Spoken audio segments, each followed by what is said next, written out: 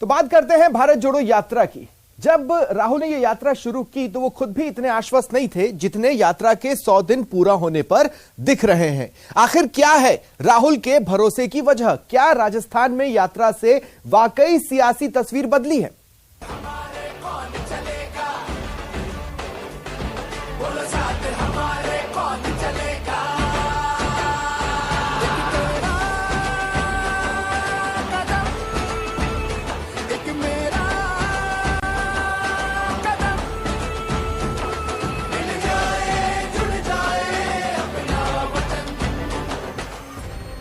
यात्रा के 100 दिन कितना बदला परसेप्शन।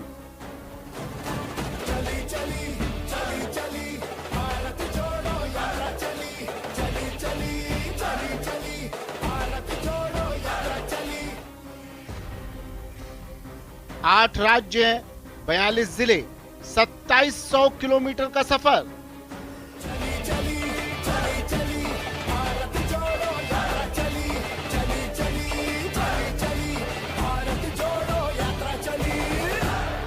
क्या देखने आए थे? किसको देखने आए थे? राहुल गांधी जी को।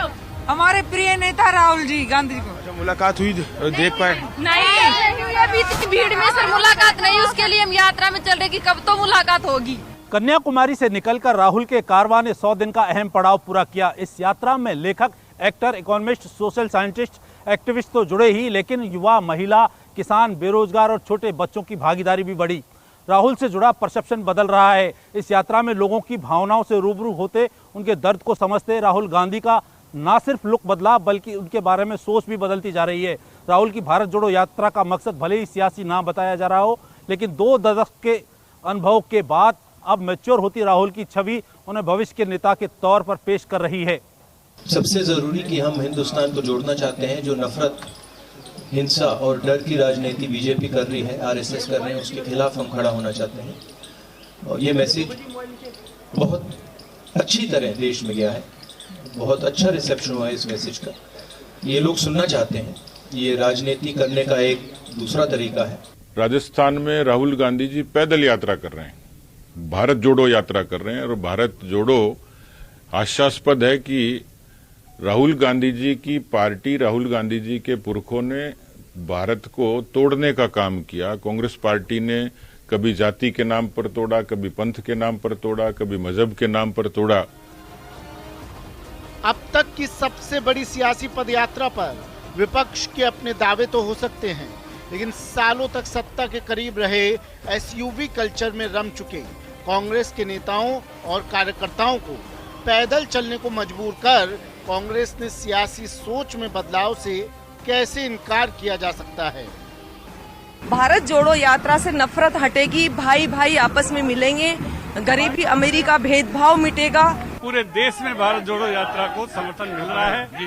भारत सरकार के खिलाफ जो महंगाई है, बेरोजगारी है, जो जिस तरह की महंगाई इन्होंने की है, उसके खिलाफ लोगों में गुस्सा है। राहुल जी इसी मुद्दों को लेकर जो यात्रा निकाले, ये सौभाग्य जो है राजस्थान को मिला है। राहुल गांधी जी प्रेम, सद्भाव, भाईचारे के लिए निकले, लोकतंत्र को बचाने के लिए निकले।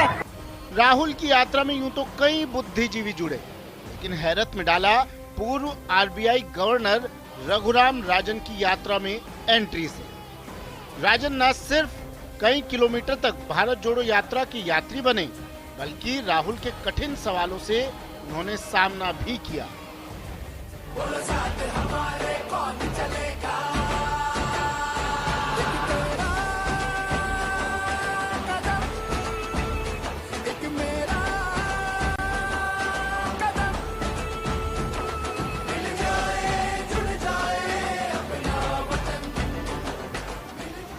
बात सिर्फ बड़े इकोनॉमिस्ट की नहीं है।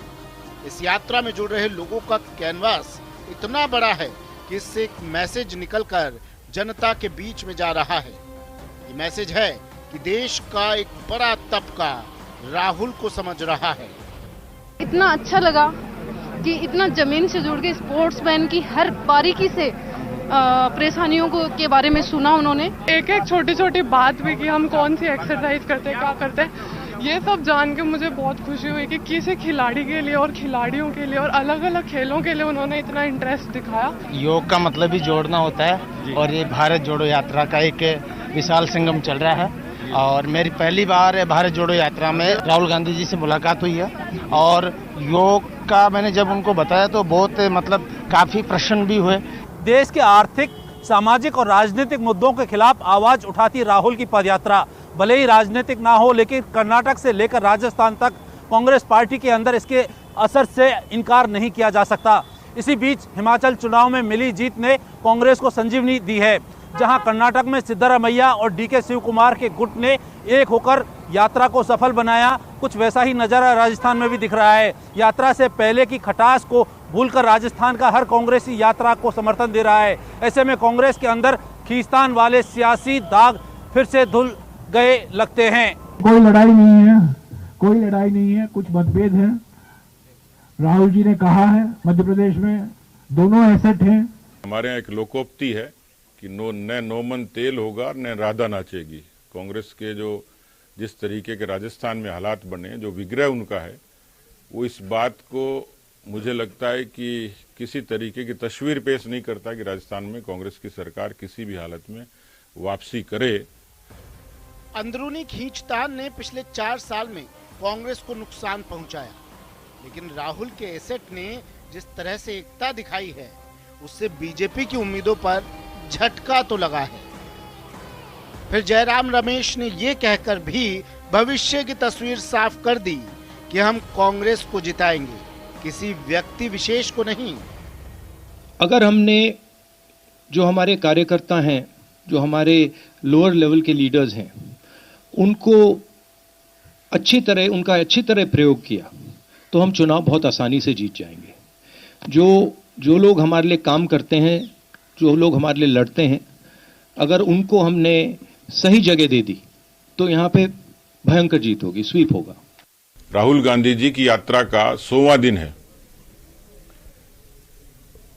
अच्छा संयोग है, एक फिल्म आई थी 100 दिन सास के। मुझे लगता है कि कांग्रेस के सास के नाते 100 दिन पूरे हो गए। अब बहू के दिन हैं, जो राजस्थान की जनता के रूप में है। 23 में इस अनाचार और अत्याचार का बदला राजस्थान की जनता निश्चित रूप से लेगी। 25 सितंबर की घटना से बड़ी दूरी के बाद जब इंदौर में राहुल गांधी ने गहलोत पायलट को कांग्रेस का एसेट बताकर एकजुटता के निर्देश दिए तो अचानक ही तस्वीर बदलने लगी और हिमाचल प्रदेश में कांग्रेस की नई सरकार के शपथ समारोह में गहलोत पायलट का एक साथ जाना नए संकेत दे गया। कार्यकर्ताओं में, नेताओं में और आम जनता में बहुत उत्साह है और एक नई शुरुआत हो रही है कांग्रेस के लिए भी। आने वाला वक्त जो है, जो राहुल गांधी की यात्रा चल रही, महंगाई, बेरोजगारी और नॉन वायलेंस को लेके, वो थीम और मजबूत होगी हिमाचल से। देश की राजनीति में भी एक मैसेज गया है। ये धारणा लोगों ने पाली थी कि उत्तर भारत में भाजपा को हराना बड़ा मुश्किल है, लेकिन कांग्रेस पार्टी ने कर दिखाया हिमाचल में, और ये बड़ी खुशी की बात है तमाम कांग्रेस कार्यकर्ताओं के लिए। मैं सुक्खू जी को, अग्निहोत्री जी को, पूरी पार्टी को बहुत मुबारकबाद देता हूं और उम्मीद करता हूं कि यहां से हम और आगे बढ़ेंगे और मजबूती से काम करेंगे। पायलट की यही केमिस्ट्री जब 2018 के विधानसभा चुनाव में दिखी थी तो बीजेपी के हाथ से सत्ता छिटक कर कांग्रेस के पास आ गई और राजस्थान में हर 5 साल में सरकार बदलने के रिवाज को खत्म करने के लिए राहुल का यह संदेश उनके परिपक्व होती सियासी सोच को दर्शाता है। कन्याकुमारी से यात्रा शुरू कर राहुल गांधी राजस्थान पहुंचे। राहुल गांधी का ना सिर्फ चेहरा बदला, राहुल के बारे में लोगों की सोच भी बदल रही है। भारत जोड़ो यात्रा की 100 दिन की कमाई के तौर पर कांग्रेस कैडर में बढ़ते जोश को देखा जा सकता है, लेकिन क्या 2024 में इसका असर दिखेगा, कहना जल्दबाजी होगी। हालांकि उसके पहले 2023 में कांग्रेस को राजस्थान समेत 1 दर्जन राज्यों में विधानसभा चुनावों की अग्नि परीक्षा से भी गुजरना है। सवाल है कि क्या भारत जोड़ो यात्रा से बना कांग्रेस का ये उत्साह चुनावी मैदान तक कायम रह पाएगा।